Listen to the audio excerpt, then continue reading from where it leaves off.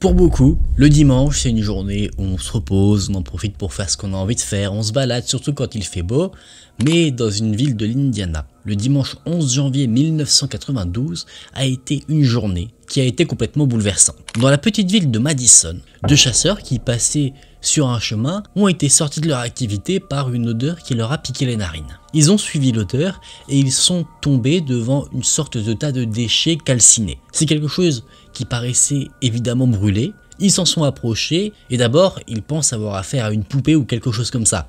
Mais en s'approchant de plus près, ils se rendent compte qu'en fait, ce qu'ils ont devant eux, c'est un corps humain. Tout de suite, ils ont appelé la police et tout de suite, la scène de crime montre une chose. Ce qu'il s'est passé, c'est l'image même de la violence. Le corps est complètement méconnaissable à cause des brûlures. En plus de ça, on arrive à distinguer une position comme si la personne qui a été brûlée essayait de se défendre, donc on suppose qu'elle n'a pas été que brûlée mais qu'elle a aussi subi des tortures. Et en plus de ça, au niveau du cou, de la poitrine, il y a des marques qui ressemblent à celles qui auraient pu être laissées par une corde ou un couteau.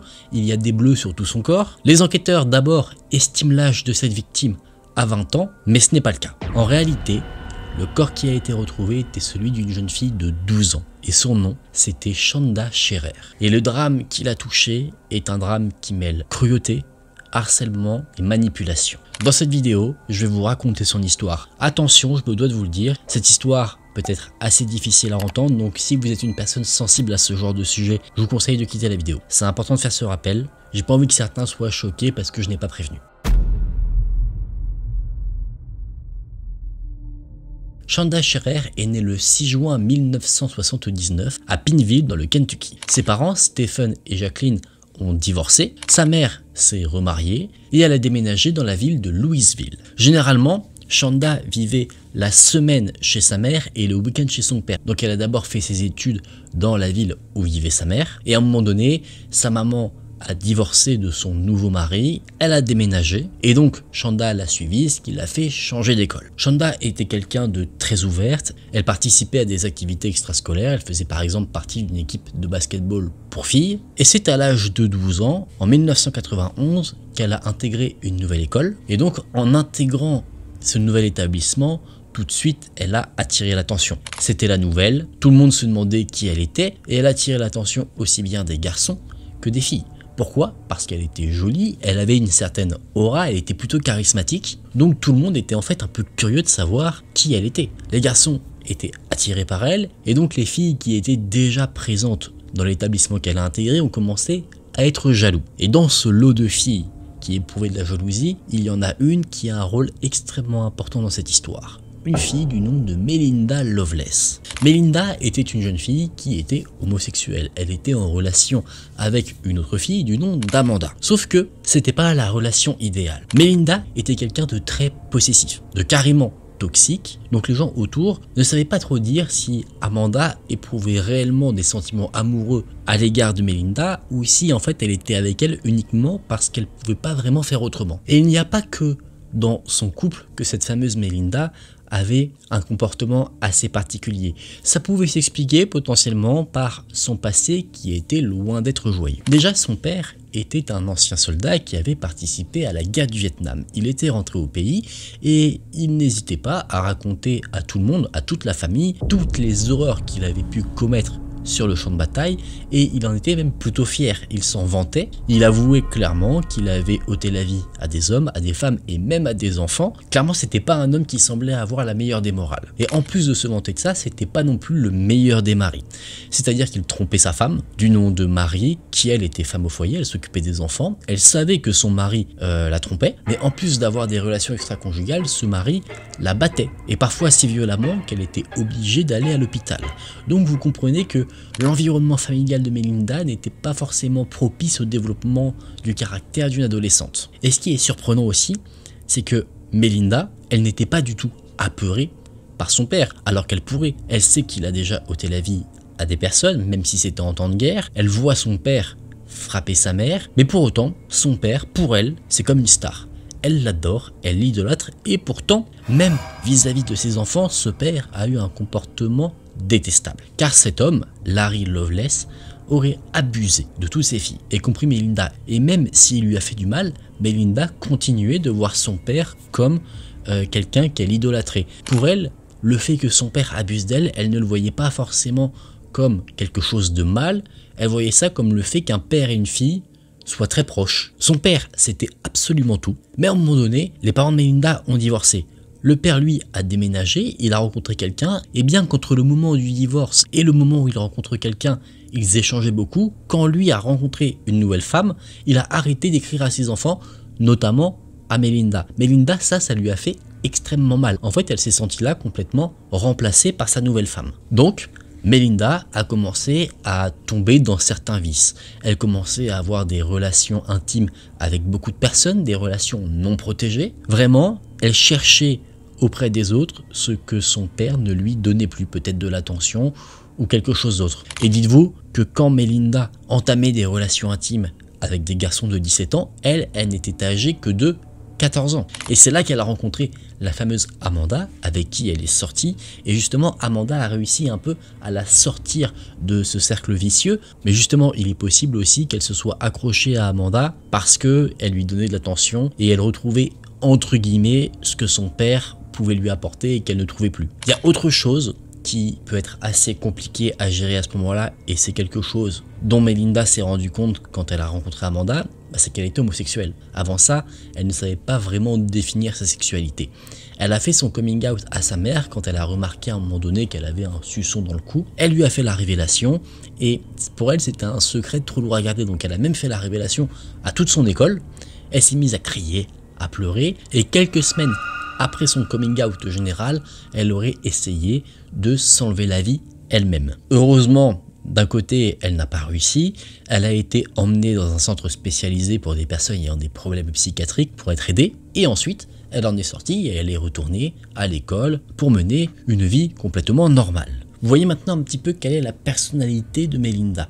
Donc vous comprenez sûrement mieux pourquoi elle n'a pas du tout apprécié, au moment où Chanda Scherer est arrivée dans son école, qu'Amanda commence à développer de l'intérêt pour elle. Et au-delà de développer de l'intérêt, Amanda essayait de créer une connexion avec cette nouvelle.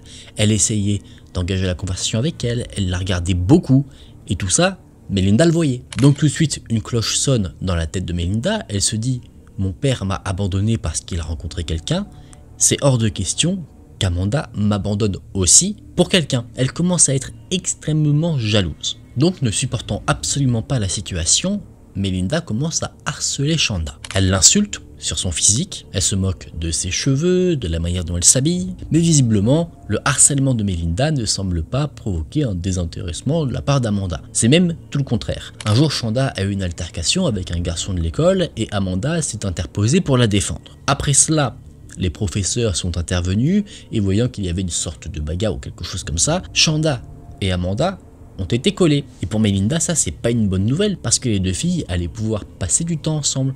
Alors l'idée de Melinda, qu'est-ce que ça a été?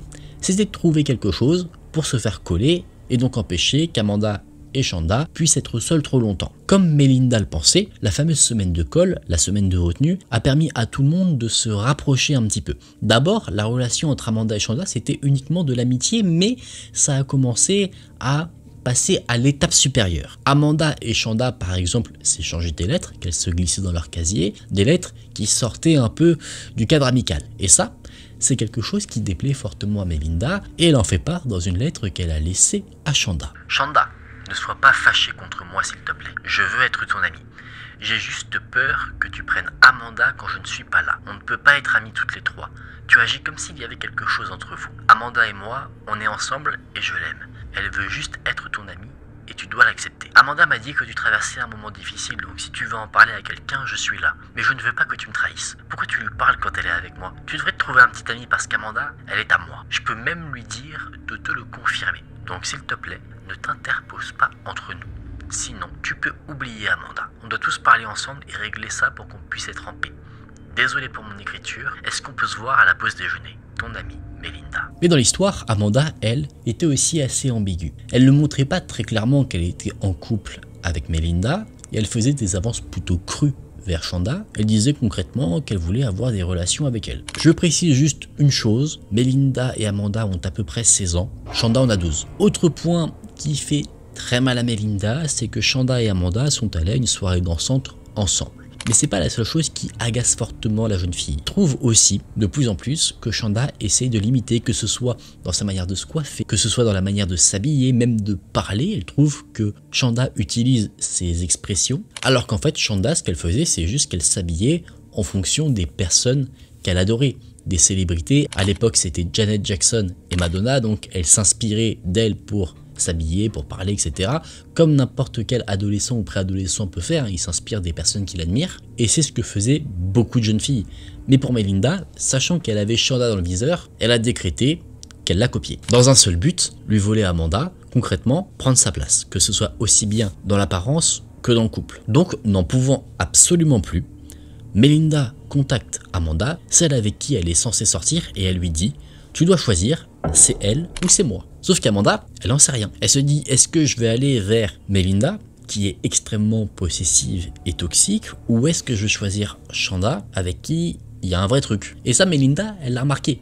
Cette indécision, ça lui a fait mal. Donc cette jalousie s'est développée encore et encore au fur et à mesure du temps. D'un côté, elle faisait l'amie de Shanda, mais d'un autre côté, elle la détestait. D'ailleurs, Amanda a écrit dans une lettre à Shanda que Melinda lui avait fait un ultimatum, et elle lui dit à elle aussi qu'elle ne sait pas choisir parce qu'elle n'a pas en tête de décision finale. En fait, sa décision, elle l'a. Si elle le pouvait, elle choisirait 1000 fois Shanda. Mais elle sait comment est Melinda, elle sait comment elle pourrait réagir, et en fait, elle pense clairement que si elle choisit Shanda, Melinda serait capable de la tuer. Donc, rien d'officiel n'est fait. C'est quelqu'un, en fait, d'extérieur à tout ça qui va intervenir. En fait, le père d'Amanda va découvrir les lettres que les filles s'envoyaient entre elles. Et des fois, ces lettres avaient du contenu assez cru sur des relations intimes, c'était l'ancêtre des sextos en gros. Et il a pris peur en voyant surtout ce que Melinda disait, donc il a obtenu une ordonnance restrictive à l'encontre de Melinda, donc Melinda ne pouvait plus approcher Amanda. Mais avec Shanda, c'était ok.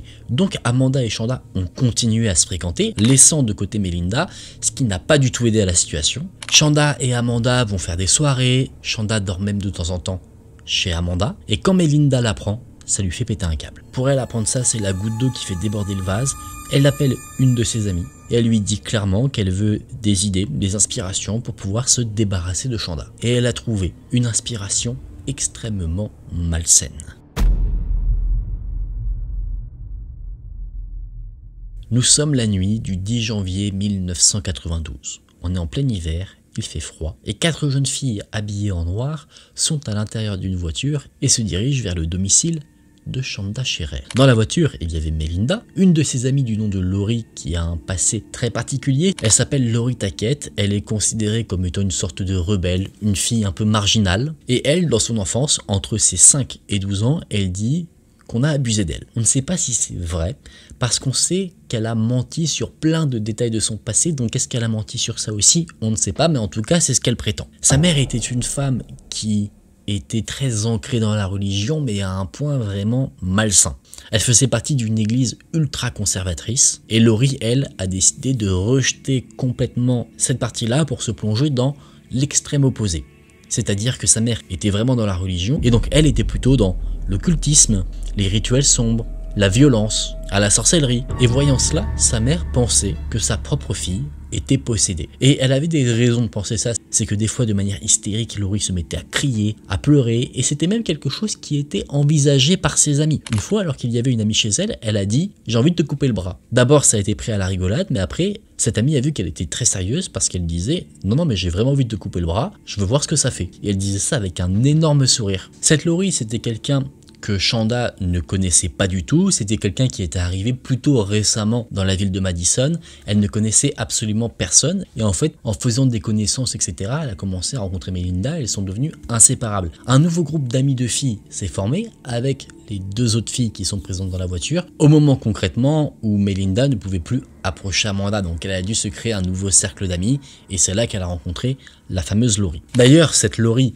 pour le coup, elle vraiment se mettait à imiter Melinda, et là ici ça lui posait pas forcément de problème, alors que pour Shanda, c'était pas la même histoire. Et les 2 autres filles, du coup, ce sont des personnes qui sont plus jeunes que Lori et Melinda. Il s'agit de Opripé et de Toni Lawrence. Elle, étant plus jeune, était plus influençable, et donc elle suivait quasiment à la lettre ce que disait ou faisait Laurie et Melinda. Hope, elle, était une jeune fille tout à fait classique, tout à fait banale, qui, si on peut le dire, se fondait dans la masse. Elle travaillait à l'école, elle était plutôt appréciée par les professeurs, elle n'avait rien du tout à déclarer. Pour Tony, c'était un peu différent. Il se trouve que quand elle était âgée de 12 ans, un garçon a abusé d'elle. C'est un secret qu'elle a gardé pendant longtemps. Elle en a fait part à une de ses amies dans une lettre, mais ses parents sont tombés sur la fameuse lettre, donc confrontés à ça, elle a finalement tout avoué. Trop tard malheureusement pour que le garçon qui lui a fait du mal soit inquiété, mais derrière, plutôt que d'être dans la compassion, les personnes à l'école ont commencé à la harceler, disant que c'était une fille facile par exemple. Un comportement absolument dégueulasse, et c'est là que justement à cause de ce harcèlement, elle qui était normalement gentille, qui aimait dessiner, faire de la poésie, eh bien elle a commencé à se renfermer sur elle-même alors que de base elle était plutôt expressive. Elle avait ce besoin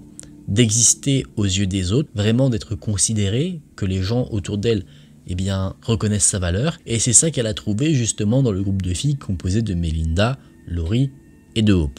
Le groupe de filles arrive donc chez Shanda. Il faut savoir que sur les 4, il n'y en a qu'une qui la connaît, et c'est Melinda.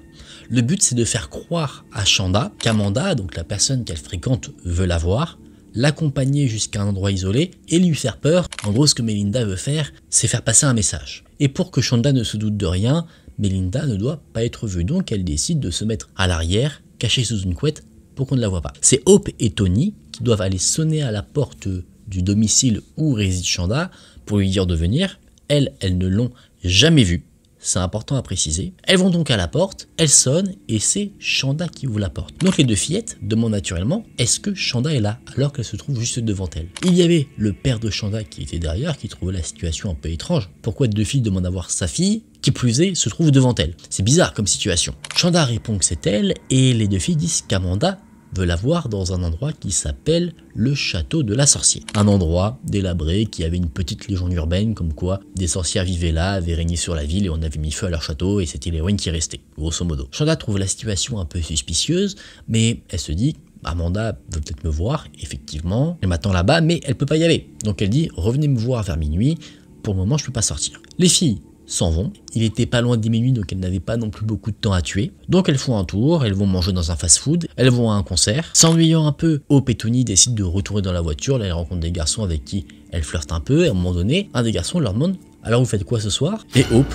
très calmement répond « pas grand chose, on va juste tuer quelqu'un, ça crée pas grand chose ». Après minuit, l'heure tant attendue, Melinda et Laurie reviennent dans la voiture. Melinda est excitée comme une folle. Elle répète encore et encore « Mon Dieu, j'ai tellement hâte de la tuer ». Et elle avait de quoi faire, car dans ses mains, elle avait un couteau qu'elle s'amusait à balader comme ça devant son visage. Tony, en voyant ça, elle se pose des questions. Pour elle, il n'y avait pas la question de faire du mal à Shanda, il fallait simplement lui faire peur. Donc là, elle commence elle-même à s'inquiéter. Les filles arrivent de nouveau devant la maison de Shanda. Melinda se recache à l'arrière sous sa couette. Hope et Tony retournent vers la porte et là, Shanda sort. Et en sortant, sur le trajet de la maison à la voiture, elle pose des questions, elle dit « Où elle est Amanda? Pourquoi elle n'est pas avec vous ?» Et Hope, avec une voix très rassurante, lui dit « T'inquiète pas, elle t'attend au château de la sorcière. » Même avec cette voix rassurante, Shanda a du mal, parce qu'elle ne connaît pas déjà Hope et Tony. Elle ne les a jamais vus. Mais bon, elle avait envie de voir Amanda, donc elle va dans la voiture, elle s'assoit, et une fois à l'intérieur, Shanda est partie pour prendre la route vers un enfer dont elle ne ressortira jamais. Sur le trajet, Shanda demande si les filles connaissent Melinda. Et Hope va lui sourire et répondre « Oui, et tu savais d'ailleurs qu'elle sortait avec Amanda ?» Shanda est très mal à l'aise à ce moment-là, elle dit qu'elle le sait, et elle avoue que elle et Amanda sont en couple maintenant depuis 4 mois. Et c'est cette information qui, pour Melinda, qui était cachée, fait tout basculer. Là, elle sort de sa cachette, elle attrape Shanda par les cheveux et elle lui plaque le couteau au niveau de la gorge. Elle lui murmure dans l'oreille une insulte, et Shanda, elle, qui n'a que 12 ans encore, est complètement paniquée. Elle supplie Melinda de ne pas lui faire de mal. Jusqu'à arriver à ce fameux château de la sorcière, Melinda ne fait que menacer Shanda au creux de son oreille, encore et encore, et une fois arrivée sur place, toutes les filles sortent de la voiture. Shanda est ligotée au niveau des poignets, des chevilles. Les filles lui arrachent son t-shirt, un t-shirt Mickey. Elle lui enlève ses bagues, et toutes les filles, à ce moment-là, sont mortes de rire. Elles humilient complètement cette jeune fille de 12 ans, mais ça ne s'arrête pas là. Plusieurs voitures passent sur une route qui se trouve à côté du fameux château des sorcières. Là, les filles qui avaient prévu de faire peur normalement à Chanda prennent peur d'abord elles-mêmes, parce qu'en fait le château des sorcières se trouvait sur une propriété privée, donc elles auraient pu avoir de gros problèmes si elles restaient là et qu'elles se faisaient choper. L'affaire aurait pu s'arrêter là. Les filles auraient pu relasser Chanda, elle avait extrêmement peur, mais non. Elles ont remis la jeune fille dans la voiture, mais là, elles font face à un petit problème. Le réservoir est vide, quasiment vide en tout cas. Donc elles ont besoin de faire le plein. Chanda dit qu'il y a une station-service près de chez son père, et donc elle guide ses ravisseurs jusqu'à la fameuse station-service. Est-ce qu'elle espérait s'enfuir à un moment donné, ou qu'un adulte voit la scène? On ne sait pas, mais en tout cas, le plein a été fait, ensuite la voiture est repartie. Elles sont allées dans un autre endroit isolé. À chaque fois sur le trajet, c'était Laurie qui conduisait parce que c'était la seule qui avait le permis et une voiture. Et elle semblait vraiment exaltée par la situation. Elle avait toujours un sourire sur les lèvres. Pendant tout l'événement, elle commençait à rire, à crier, à pleurer. Et même les filles qui sont dans la voiture, en plus de Chanda, là sont mal à l'aise en la voyant. Ils ne l'avaient jamais vue comme ça, aussi animée de pulsions diverses et variées. C'est comme si, clairement, elle était possédée. Chanda, elle pleure, elle n'ose pas bouger, elle n'a qu'une envie, c'est quitter cette horreur bien réelle. Et il y a une phrase qui la rassure un petit peu, prononcée par Melinda. Melinda lui dit « Calme-toi, on va pas te faire de mal, on veut juste parler ». C'était un énorme mensonge. Les filles arrivent dans un nouvel endroit isolé. Tout le monde sort de la voiture et là Tony prend Chanda dans ses bras. Elle la serre fort et lui murmure dans l'oreille « Je suis désolé ». Même Tony savait ce qui allait se passer. Elle savait que Chanda n'allait probablement pas passer la nuit. Chanda, elle, s'accrochait à Tony. C'était la seule personne qui était là en fait qui potentiellement ne lui voulait pas vraiment de mal, donc elle espérait que Tony fasse quelque chose, mais non. Elle a essayé, elle a dit ça a assez duré, on la laisse partir. Elle a regardé Melinda pour que Melinda, qui semblait être un peu la chef du groupe, dise ok c'est bon, mais non. Melinda en avait décidé autrement. Elle et Laurie ont décidé d'en finir avec Chanda. Tony ne veut pas participer à ça. Donc elle décide de retourner dans la voiture. Elle ne veut pas regarder ce qui va se passer. Laurie et Melinda ordonnent à Chanda de se déshabiller. Pour Hope qui était encore là, ça commence aussi à en être trop. Donc elle rejoint Tony dans la voiture. Elles mettent la musique assez fort pour ne pas entendre ce qui se passe derrière. Et là Laurie et Melinda se mettent à frapper violemment Chanda. Elles se frappent si fort qu'à un moment donné, elle saigne abondamment de la bouche. Probablement parce que suite à un coup, elle s'est mordue soit la langue, soit la lèvre. Ou peut-être même qu'elle a perdu une dent. Les filles continue de s'acharner encore, et à un moment donné, Melinda veut en finir tout de suite. Elle prend son couteau et elle fait un coup sec au niveau du cou de Chanda, mais la lame du couteau était trop émoussée, ce qui ne laisse qu'en fait qu'une simple marque. Laurie et Melinda décident donc de plaquer Chanda au sol. Même la musique à l'intérieur de la voiture n'arrive pas à camoufler le son qu'il y a derrière, donc Hope sort du véhicule pour voir ce qu'il se passe, Tony l'accompagne et Hope se précipite, non pas pour aider la jeune fille qui a tant besoin d'aide, mais elle se précipite en fait pour la maintenir, aider Melinda et Laurie. Le couteau n'ayant aucune utilité pour les filles à ce moment-là, Laurie étrangle Chanda jusqu'à ce qu'elle perde connaissance. Chanda se débat autant qu'elle le peut, elle ne veut pas mourir, mais au bout d'un moment, manquant d'air, elle fait un malaise. Pour les filles présentes, c'est terminé. Pour elle, Chanda a perdu la vie. Elle la transporte donc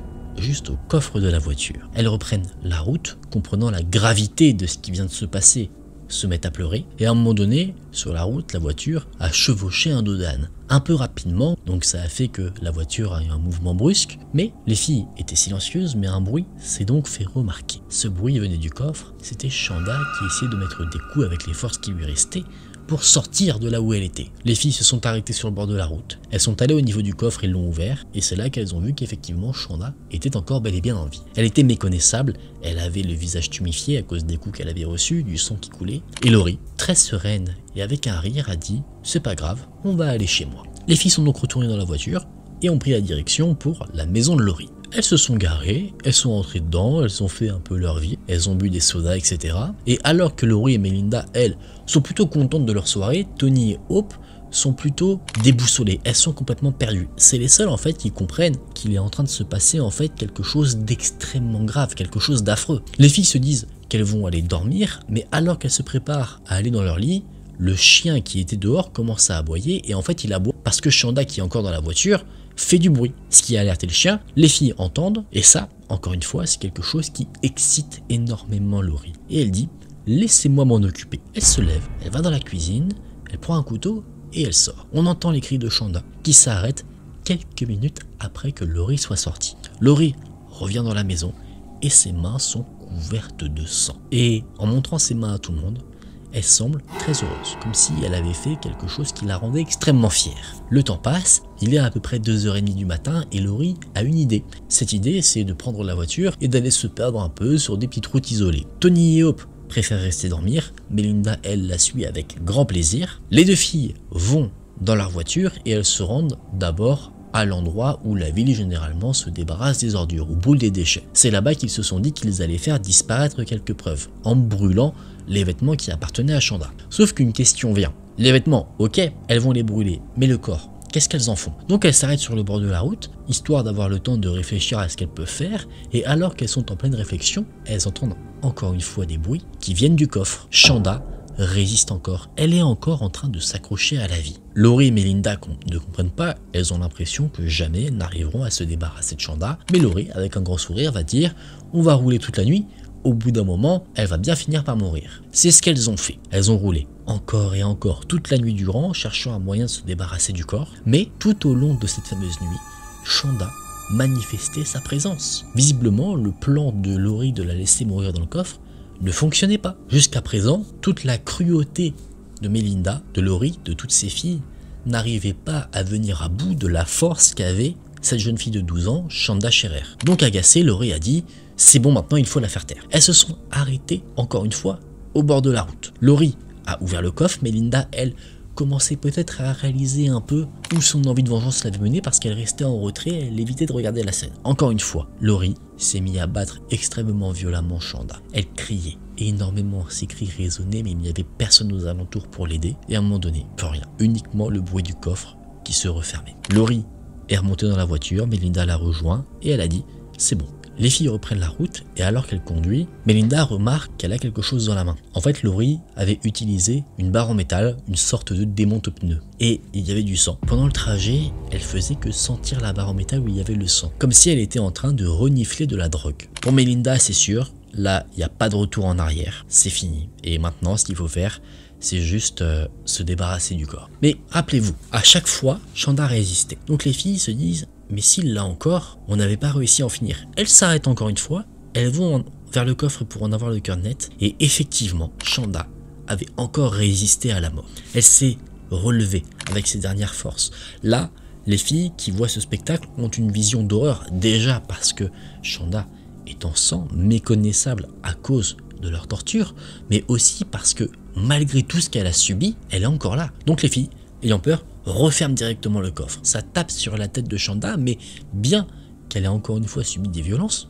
les filles l'entendent encore, à l'intérieur du coffre, bouger, essayer de sortir. Elle donnait des petits coups sur le coffre, mais elle ne criait plus, elle n'avait plus de voix, elle avait déjà tellement crié. Les filles sont rentrées chez Laurie, et là, la peur a laissé place à l'euphorie. Elles sont complètement en transe. Elles vont réveiller Hope et Tony qui dormaient. Laurie, elle montre encore une fois les traces de sang qu'elle a sur elle, le sang de Shanda, et elle en est très fière, elle les porte comme un trophée. Elles sont allées se nettoyer, histoire d'enlever quand même toute trace du crime. Et Melinda va dire aux jeunes filles, qui ne se doutaient pas de ce qui s'était passé pendant qu'elle n'était pas là, qu'elle a frappé Shanda plus de 60 fois. Les filles sont sous le choc, mais déjà que quand tout allait bien, entre guillemets, elles étaient sous influence, là, elles ont aussi peur, je pense, des deux filles qui sont en face d'elles. Elles ont commis quelque chose d'affreux et elles en sont fières. Donc Hope et Tony ne disent absolument rien. Par contre, elles auraient pu s'enfuir, essayer d'appeler la police pendant que les filles n'étaient pas là, aller voir quelqu'un, mais elles ne l'ont pas fait. Ce qu'elles ont fait, c'est qu'elles ont rejoint Laurie et Melinda quand elles ont décidé de reprendre la voiture. Encore une fois, l'objectif, c'était de trouver un endroit où se débarrasser du corps. L'endroit initialement choisi était l'endroit où on jetait les ordures, mais ça a été jugé comme inapproprié avec trop de passages, donc un autre endroit isolé, un endroit en soi banal a été choisi. Arrivant sur place, le coffre a été ouvert et encore, Shanda était en vie. Hope, qui était initialement aussi terrifiée, là, semblait totalement prendre part au jeu sadique de Laurie et Melinda. Elle a pris une bouteille, un produit ménageux, quelque chose qui permet de nettoyer les vitres, et elle a aspergé Shanda avec, ce qui la faisait hurler de douleur. Personne n'a bronché. Elles étaient toutes, à part Tony, satisfaites de voir Shanda qui se tordait de douleur, elle qui vivait cette horreur infâme. Et après ça, les filles sont allées chercher un bidon d'essence. Laurie et Melinda ont sorti Shanda du coffre, elles l'ont posé par terre et lui ont mis une couverture dessus. Shanda a serré la couverture avec ses mains tuméfiées. Elle s'y est accrochée comme depuis le début de cette nuit d'horreur, elle s'est accrochée à la vie. Et Hope, qui avait l'essence dans la main, lui a versé dessus. Après ça, on ne sait pas qui l'a fait, mais en tout cas, on a mis le feu à Shanda. Alors qu'elle était en train de brûler, les filles sont reparties, fières de ce qu'elles venaient de faire, et elles sont parties manger le matin, tranquillement, comme si cette nuit d'horreur n'était jamais arrivée. Toni, qui elle, était la plus choquée du groupe, c'était celle qui se rendait sûrement le plus compte que ce qui se passait là était très grave, a appelé son petit ami, elle a dit que quelque chose de grave s'était passé. Elle dit clairement que les filles ont tué quelqu'un. Après ce petit déjeuner pris, les filles sont allées nettoyer la voiture, effacer toutes les preuves qu'elles pouvaient, et alors que la voiture était en cours de nettoyage, dans son coffre, Laurie a trouvé un morceau de chair. Elle l'a pris et en rigolant, elle a dit aux autres « Regardez, elle m'a laissé un morceau de son crâne et elle l'a lancé à son chien pour qu'il le mange. » Ça, c'est quelque chose qui a complètement déstabilisé Toni, évidemment aussi Hope. Pendant le nettoyage de la voiture, Toni est tombée sur une montre qui appartenait à Shanda, une montre à l'effigie de Mickey, ce qui l'a encore plus impacté parce qu'elle se dit « Mon Dieu, c'était en fait qu'une enfant. » Et effectivement, c'était bien le cas. Une fois un peu le temps passé au cours de la journée, Melinda a commencé à se rendre compte de tout ce qui s'est passé. Elle a donc appelé Amanda. Elle lui a dit « Faut que je te parle, il s'est passé quelque chose de très grave. » Amanda l'a rejoint et sur place il y avait Laurie, Melinda, Toni et Hope. Elles ont raconté ce qui s'est passé. Laurie, elle, racontait ça comme une histoire absolument incroyable. Melinda était sous le choc. À un moment donné, Amanda, tellement cette histoire est affreuse, est sortie pour aller vomir, et tellement c'est inimaginable. D'un côté, Amanda ne croyait pas à cette histoire, elle se disait, c'est pas vrai. Comment on peut se dire que quelqu'un qu'on connaît peut réaliser quelque chose d'aussi affreux? C'est simplement pas croyable. Et pourtant, dans cette histoire, ça s'est bel et bien passé. Et Melinda avait une preuve, c'est qu'elle avait gardé une chaussette qui appartenait à Shanda qui était couverte de sang. C'est ça qui lui a fait comprendre qu'effectivement, Shanda, la personne qu'elle aimait pour le coup réellement, bien plus que Melinda, était morte à cause de sa jalousie. Mais pendant tout ce temps, parce que là on parle du groupe de filles qui ont commis cet acte infâme, il y a quelqu'un qui a remarqué que sa fille n'était plus à la maison. Ce quelqu'un, c'est Steve Shearer, le père de Shanda. Il a appelé certains de ses amis, personne ne l'a vu. Donc, c'est à 13h, le 11 janvier 1992, qu'il est allé à la police pour signaler la disparition de sa fille. Mais ce qui est extrêmement triste à ce moment-là, c'est que au moment où il a signalé la disparition de sa fille, elle avait déjà perdu la vie, mais en plus de ça, on avait déjà retrouvé son corps. Rappelez-vous, au début de la vidéo, je vous ai dit que 2 chasseurs avaient trouvé un corps, ça c'était le matin. La police avait déjà pu découvrir le corps. Et d'abord, la police pensait qu'ils avaient affaire là à quelqu'un qui avait 20 ans, donc ils n'ont pas fait le lien tout de suite. C'est une coïncidence et autre chose qui vont mener vers la vérité. Déjà, quelqu'un dit qu'il a entendu des personnes dans un bowling se vanter d'avoir fait un crime, ou en tout cas d'avoir été témoin d'un meurtre. Pour la police, tout de suite, c'est le lien avec le corps qui a été retrouvé, parce que pour eux c'est forcément criminel, bien sûr, mais c'est la venue au poste de police d'une personne, une jeune fille, complètement en larmes, qui va faire toute la différence. Cette jeune fille, c'est Toni. Elle est accompagnée de ses parents, elle tremble, et elle est venue dire là tout ce qu'il s'est passé. La police écoute toute l'histoire, et Toni leur explique qu'elle a été le témoin d'un meurtre, celui d'une enfant de 12 ans, du nom de Shanda Shearer. Sauf que les policiers, ce nom-là, pour le moment, ça ne leur dit rien. Dans leur dossier, personne ne correspond à cette description, même si, en soi, le père de Shanda avait signalé sa disparition. En fait, le signalement était tellement récent qu'il ne l'avait pas encore ajouté au dossier des disparus. Finalement, en regardant les signalements de disparition récents, vraiment très récents, là, ils ont fait le lien entre le nom donné par le père de Shanda et ce qui est dit par Toni. Et là, c'est l'horreur. Ils se disent que ce corps que la police pensait être quelqu'un de 20 ans est en fait une jeune fille de 12 ans. Donc, tout de suite, après avoir fait les vérifications, la police appelle les parents de Shanda Shearer et leur annonce l'horrible nouvelle. Ils leur disent que le corps qui a été retrouvé au bord de la route, brûlé, car on en avait un petit peu parlé quand même dans la ville, eh bien c'était leur fille. L'examen médical qui a suivi a pu montrer toutes les horreurs qu'elle a subies pendant la nuit qui a précédé son décès, et en plus de ça, qu'au moment où elle a été brûlée, elle était encore en vie. Les policiers ont utilisé un kit pour voir si quelqu'un avait abusé d'elle aussi. Rien n'a été trouvé, mais on a retrouvé des lésions au niveau de son postérieur. Comment est-ce qu'il y a ces lésions? On ne sait pas. Est-ce que c'est Laurie qui aurait fait ça quand elle a utilisé son fameux démonte-pneus, quand elle a voulu en finir avec Shanda? On ne sait pas. Ça, elle ne l'a pas avoué derrière quand elle s'est fait arrêter, parce que heureusement, toutes les coupables se sont fait arrêter. Très rapidement après, la police s'est rendue chez les différentes personnes pour leur mettre les menottes. Pendant leur garde à vue, Melinda et Laurie à vous ce qui s'est passé, et la police décide d'abord de traiter Melinda et Lori comme des adultes, c'est-à-dire qu'elles peuvent concrètement être condamnées à la peine de mort. Alors que Hope et Tony, elles, plus jeunes et ayant moins participé, seront jugées comme des enfants, donc elles peuvent a priori ne pas être condamnées à mort. On fait des évaluations psychiatriques à chacune des filles, et Lori, elle, prétend avoir des hallucinations, entendre des voix, elle dit voir des vampires, elle dit voir des morts, ce genre de choses. En fait, elle veut clairement qu'on la prenne pour une folle pour que sa peine soit allégée. Sauf que quand un spécialiste s'intéresse à son cas, elle se rend compte qu'en fait, Lori n'a pas d'hallucination, elle ne voit pas les morts, elle ne fait que mentir à chaque fois. Parce que quand on lui pose des questions, elle a toujours la même réaction.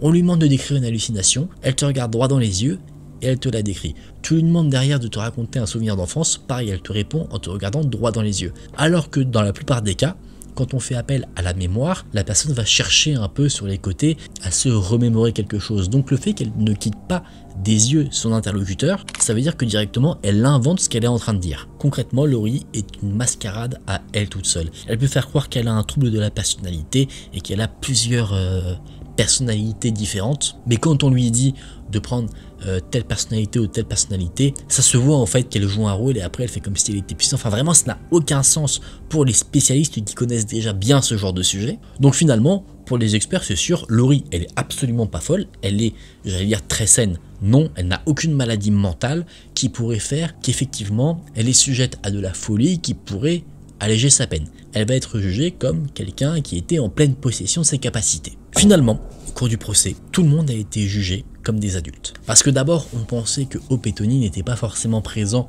à des moments cruciaux de la fameuse soirée, mais finalement, il s'est avéré que si. Par exemple, Tony n'avait pas dit qu'elle était là au moment où Shanda a été brûlée, alors qu'elle a été vue avec tout le groupe de filles quand elles sont allées au McDonald's juste après avoir commis leur acte final. Donc, tout le monde risque la peine de mort. Mais personne ne l'a eu. Et ce qui s'est passé, c'est même à mon sens beaucoup plus dramatique que tout ça. Melinda et Lori ont écopé de 60 ans de prison. Hope aussi. Tony, elle, c'était 20 ans. Elle a eu cette réduction de peine parce que c'est elle qui a apporté le témoignage déterminant auprès de la police. Mais au final, aujourd'hui, elles sont toutes en liberté. Lori a passé 26 ans en prison, Melinda en a passé, elle, 20. Hope a fait 14 ans et Tony en a fait 7. La justice a fait son travail comme elle a dû le faire probablement, mais de mon point de vue, je trouve ça inadmissible que des personnes qui ont torturé une jeune fille de 12 ans et qui l'ont ensuite tuée puissent être encore en liberté aujourd'hui. Parce que même si sur le plan judiciaire, justice a été rendue à Shanda, on lui a enlevé toute sa vie. Elle avait 12 ans, elle avait concrètement toute sa vie devant elle, et à cause d'une histoire de jalousie à la con, à cause d'une histoire de jalousie complètement éclatée, on lui a retiré toutes ses opportunités, et c'est absolument sûr en plus que Shanda, ce serait devenue une femme absolument incroyable. On voit dans son histoire comment elle s'est accrochée à la vie, comment elle a résisté face aux tortures qu'on lui faisait subir, et je pense pas qu'il y ait beaucoup de personnes qui puissent vraiment résister à tout ça. Elle s'est accrochée, c'est sûr que quelqu'un avec une telle force de caractère aurait réussi derrière à faire des choses incroyables dans la vie, mais ça on ne le saura jamais parce que 4 personnes ont décidé de l'arracher à notre monde. Je trouve ça aberrant. L'histoire, elle a complètement marqué la ville de Madison, ce qui se comprend totalement au vu de la cruauté de ce qui s'est passé, et en plus bien sûr, ça a déchiré des parents qui aimaient profondément leur fille. Personne n'a compris comment c'était possible que des adolescentes soient capables de telles violences, et ça montre que la cruauté humaine n'arrive pas à partir d'un certain âge, et je trouve ça extrêmement malheureux.